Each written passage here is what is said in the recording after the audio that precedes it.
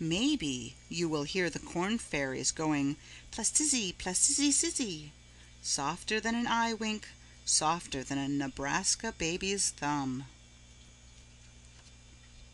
How the Animals Lost Their Tails and Got Them Back Traveling from Philadelphia to Medicine Hat. Far up in North America, near the Saskatchewan River in the Winnipeg wheat country, not so far from the town of Moose Jaw, named for the jaw of moose shot by a hunter there, up where the blizzards and the Chinooks begin, where nobody works unless they have to, and they nearly all have to, there stands the place known as Medicine Hat. And there on a high stool in a high tower on a high hill sits the head spotter of the weather makers. When the animals lost their tail, it was because the head spotter of the weather makers at Medicine Hat was careless. The tails of the animals were stiff and dry because for a long while there was dusty dry weather. Then at last came rain, and the water from the sky poured on the tails of the animals and softened them. Then the chilly chills came whistling with icy mittens, and they froze all the tails stiff. A big wind blew up and blew till all the tails of the animals blew off. It was easy for the fat stub hogs with their fat stub tails, but it was not so easy for the blue fox, who uses his tail to help him when he runs, when he eats, when he walks or talks, when he makes pictures or writes letters in the snow, or when he puts a snack of bacon meat with stripes of fat and lean to hide till he wants it under a big rock by a river.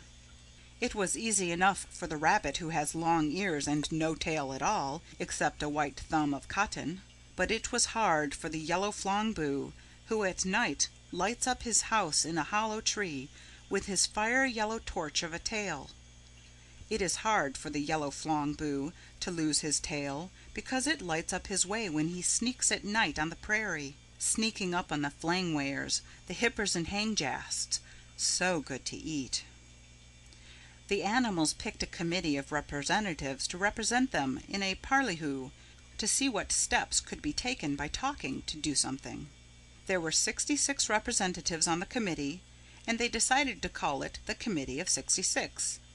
It was a distinguished committee, and when they all sat together holding their mouths under their noses, just like a distinguished committee, and blinking their eyes up over their noses, and cleaning their ears and scratching themselves under the chin, looking thoughtful, just like a distinguished committee, then anybody would say just to look at them, "This must be quite a distinguished committee." Of course, they would all have looked more distinguished if they had their tails on. If the big wavy streak of a blue tail blows off behind a blue fox, he doesn't look near so distinguished. Or if the long yellow torch of a tail blows off behind a yellow flongboo, he doesn't look so distinguished as he did before the wind blew.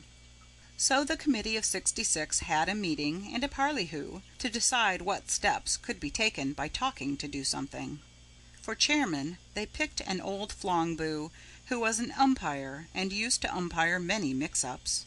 Among the flongboos he was called the Umpire of Umpires, the King of Umpires, the Prince of Umpires, the Peer of Umpires. When there was a fight and a snag and a wrangle between two families living next door neighbors to each other, and this old flongboo was called in to umpire and to say which family was right and which family was wrong, which family started it and which family ought to stop it, he used to say, "The best umpire is the one who knows just how far to go and how far not to go."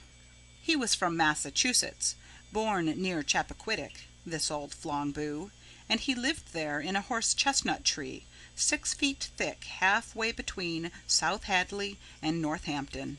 And at night, before he lost his tail, he lighted up the big hollow cave inside the horse chestnut tree with his yellow torch of a tail. After he was nominated with speeches and elected with votes to be the chairman, he stood up on the platform and took a gavel and banged with the gavel and made the Committee of 66 come to order. It is no panic to lose your tail, and we are here for business," he said, banging his gavel again. A blue fox from Waco, Texas, with his ears full of dry bluebonnet leaves from a hole where he lives near the Brazos River, stood up and said, "Mr. Chairman, do I have the floor?" "You have whatever you get away with. I get your number," said the chairman.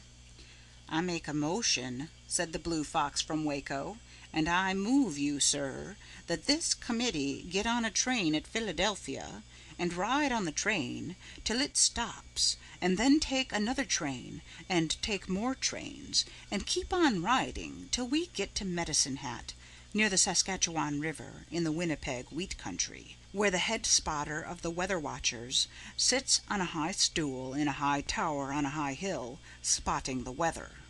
There we will ask him if he will respectfully let us beseech him to bring back weather that will bring back our tails.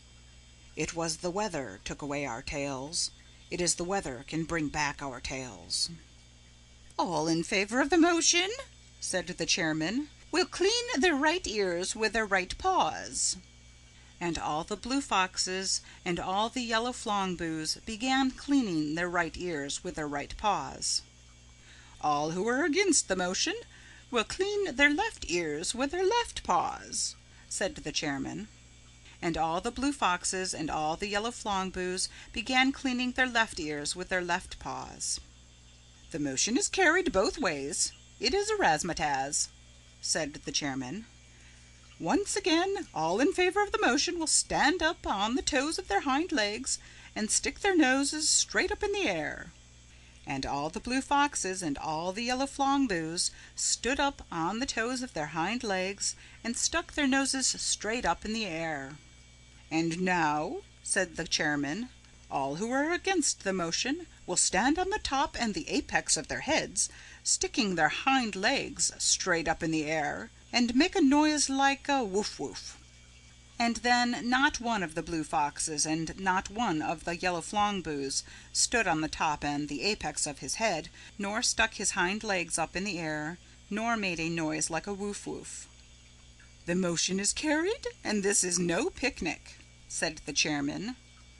So the committee went to Philadelphia to get on a train to ride on. "Would you be so kind as to tell us the way to the Union Depot?" the chairman asked a policeman. It was the first time a flongboo ever spoke to a policeman on the streets of Philadelphia. "It pays to be polite," said the policeman. "May I ask you again if you would kindly direct us to the Union Depot? We wish to ride on a train," said the flongboo. "Polite persons and angry persons are different kinds," said the policeman. The flongboo's eyes changed their lights and a slow torch of fire sprang out behind where his tail used to be. And speaking to the policeman, he said, "Sir, I must inform you publicly and respectfully that we are the Committee of 66. We are honorable and distinguished representatives from places your honest and ignorant geography never told you about. This committee is going to ride on the cars to Medicine Hat, near the Saskatchewan River in the Winnipeg wheat country, where the blizzards and Chinooks begin. We have a special message and a secret errand for the head spotter of the weather makers." "I am a polite friend of all respectable people. That is why I wear this star to arrest people who are not respectable," said the policeman, touching with his pointing finger the silver and nickel star fastened with a safety pin on his blue uniform coat. "This is the first time ever in the history of the United States that a committee of 66 blue foxes and flongboos has ever visited a city in the United States," insinuated the flongboo.